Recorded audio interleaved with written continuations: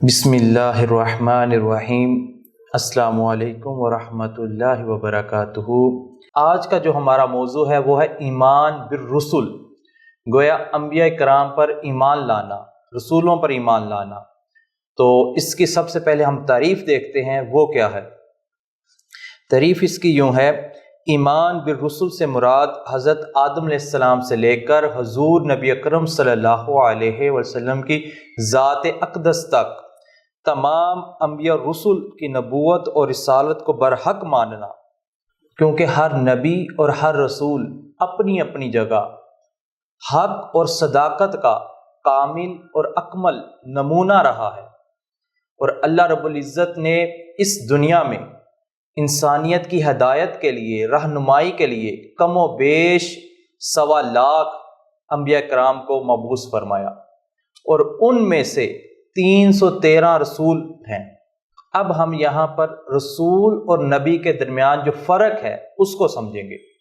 رسول وہ ہوتا ہے جسے اللہ تعالیٰ نئی شریعت عطا کرتے ہیں، اور اس سے پہلے جو شریعت ہوتی ہے وہ منسوخ ہو جاتی ہے، اور جو نبی ہوتا ہے وہ اپنے سے پہلے آئے ہوئے نبی کی شریعت کے مطابق اللہ تعالیٰ کی توحید اور دین کی تبلیغ کر رہا ہوتا ہے۔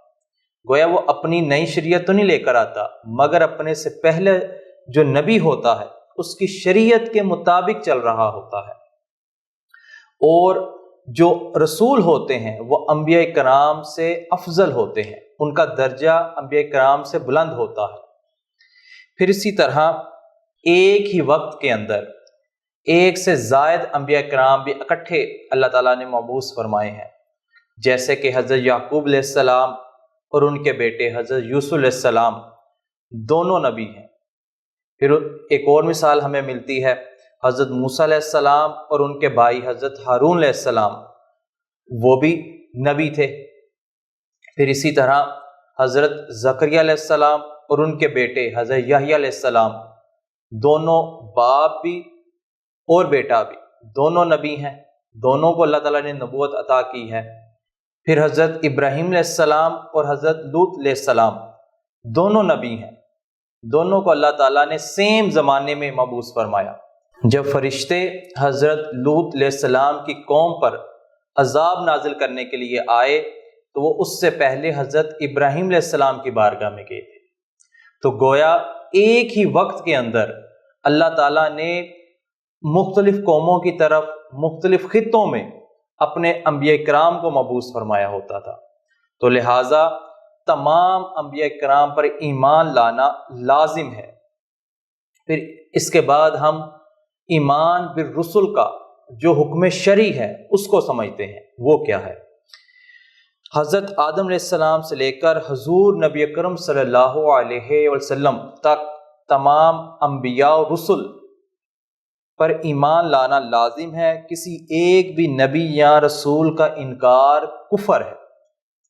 گویا حضرت آدم علیہ السلام سے لے کر حضور نبی اکرم صلی اللہ علیہ وسلم تک جو اللہ تعالیٰ نے کم و بیش 1.25 لاکھ انبیاء کرام کو، جن میں رسول بھی تھے، ان کو مبعوث فرمایا، تو سب پر ایمان لانا لازم ہے۔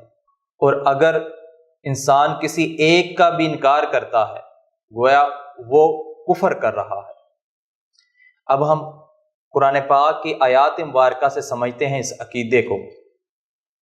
اللہ رب العزت نے ہر امت کی رہنمائی کے لیے انبیاء کرام کو مبعوث فرمایا، جیسے کہ قرآن پاک میں ارشاد فرمایا: وَلَقَدْ أَرْسَلْنَا إِلَىٰ أُمَمٍ مِّن قَبْلِكَ، اور بے شک ہم نے آپ سے پہلے بہت سی امتوں کی طرف رسول بھیجے۔ گویا اس سے پتہ چلتا ہے اللہ تعالیٰ نے حضور نبی اکرم صلی اللہ علیہ وسلم سے پہلے بھی امتوں کی طرف رسول بھیجے۔ پھر اسی طرح کا ذکر ہمیں سورہ فاطر میں ملتا ہے، جس میں اللہ رب العزت ارشاد فرماتے ہیں، یہ سورہ فاطر کی آیت نمبر 24 ہے، فرماتے ہیں: اور کوئی قوم ایسی نہیں گزری جس میں کوئی ڈر سنانے والا نبی نہ گزرا ہو۔ گویا اس میں اللہ رب العزت نے واضح فرما دیا کہ کوئی بھی قوم ایسی نہیں گزری کہ جس میں اللہ تعالیٰ نے کوئی ڈر سنانے والا نہ بھیجا۔ گویا اللہ تعالیٰ نے ہر امت کی طرف، ہر قوم کی طرف، ہر زمانے میں اپنے انبیاء کرام کو، رسول کو انسانیت کی ہدایت کے لیے بھیجا ہے۔ پھر اسی طرح ایک اور آیت مبارکہ میں اللہ تعالیٰ اس کا ذکر فرماتے ہیں، فرمایا آمن الرسول بما انزل الیہ من ربہ والمؤمنون کل آمن باللہ وملائکتہ وکتبہ ورسلہ لا نفرق بین احد من رسلہ، جس کا ترجمہ یوں ہے، وہ رسول اس پر ایمان لائے، یعنی اس کی تصدیق کی جو کچھ ان پر ان کے رب کی طرف سے نازل کیا گیا۔ گویا جو حضور صلی اللہ علیہ وسلم پر نازل کیا گیا، حضور نے خود بھی اس کی تصدیق فرمائی۔ جو اللہ تعالیٰ کی طرف سے وحی نازل ہوئی، حضور نے اس کی تصدیق فرمائی۔ پھر آگے فرمایا اور اہل ایمان نے بھی دل سے اللہ پر، اس کے فرشتوں پر، اس کی کتابوں پر، اس کے رسولوں پر ایمان لائے، نیز کہتے ہیں ہم اس کے پیغمبروں میں سے کسی کے درمیان بھی ایمان لانے میں فرق نہیں کرتے۔ اب عقیدہ ایمان بالرسل پر یہ آیت مبارکہ اللہ تعالیٰ نے نازل فرمائی۔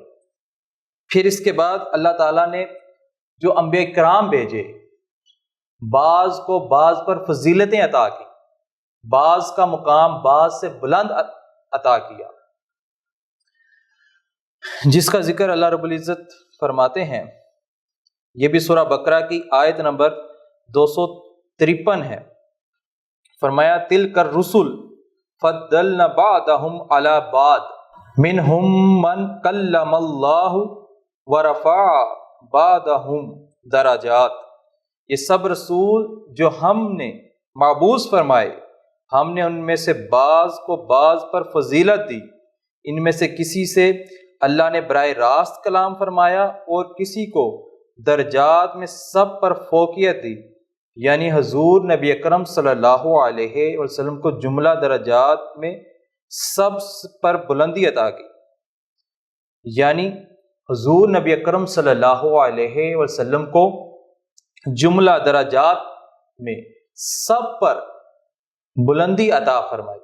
پھر اسی طرح اللہ رب العزت نے حضور نبی اکرم صلی اللہ علیہ وسلم کی ذات اقدس پر ایمان لاتے ہوئے ارشاد فرمایا، فرمایا یا ایھا الذین آمنوا آمنوا باللہ ورسولہ، اے ایمان والو تم اللہ اور اس کے رسول پر ایمان لاؤ۔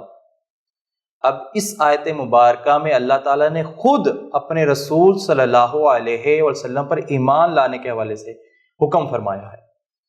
اسی طرح سورہ نساء کے اندر اللہ تعالیٰ نے فرمایا من یطیع الرسول فقد اطاع اللہ، جس نے رسول کی اطاعت کی صلی اللہ علیہ وآلہ وسلم، اس نے اللہ کی اطاعت کی۔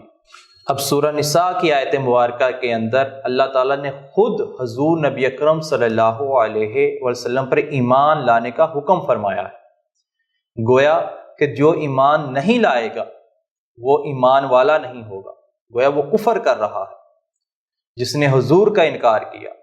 اب ہم ایمان بالرسل پر احادیث مبارکہ سے ایک دو مثالیں سمجھتے ہیں۔ بہت ہی مشہور احادیث مبارکہ ہے حدیث جبریل، جس میں حضرت جبرائیل علیہ السلام حضور کی بارگاہ میں عرض کرتے ہیں یا رسول اللہ اخبرنی عن الایمان، مجھے ایمان کے بارے میں خبر دیجیے۔ قال ان تؤمن باللہ وملائکتہ وکتبہ ورسلہ والیوم الآخر وتؤمن بالقدر خیرہ وشرہ۔ حضور نبی اکرم صلی اللہ علیہ وآلہ وسلم نے فرمایا ایمان یہ ہے کہ تو ایمان لائے اللہ پر، اس کے فرشتوں پر، اس کی کتابوں پر، اس کے رسولوں پر اور قیامت کے دن پر، اور پھر فرمایا اچھی اور بری تقدیر پر ایمان لائے۔ ایک اور احادیث مبارکہ میں جس میں حضور نبی اکرم صلی اللہ علیہ وسلم ایک صحابی حضرت عدی بن حاتم سے فرماتے ہیں اے عدی، تم اسلام قبول کر لو۔ وہ عرض کرتے ہیں اسلام کیا ہے؟ حضور فرماتے ہیں فقال تشہد اللہ الہ الا اللہ وانی رسول اللہ وتؤمن بالاقدار کلھا وانی رسول اللہ وتؤمن بالاقدار کلھا خیرھا وشرھا حلوھا ومرھا۔ فرمایا اے عدی اسلام قبول کر لو، محفوظ ہو جاؤ گے۔ کہتے ہیں میں نے عرض کی کہ اسلام کیا ہے؟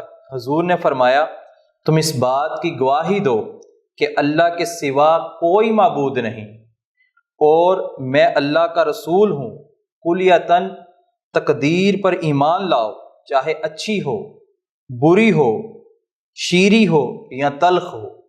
اب یہاں پر حضور صلی اللہ علیہ وسلم نے ایک صحابی کو اسلام قبول کرنے کے حوالے سے ارشاد فرمایا۔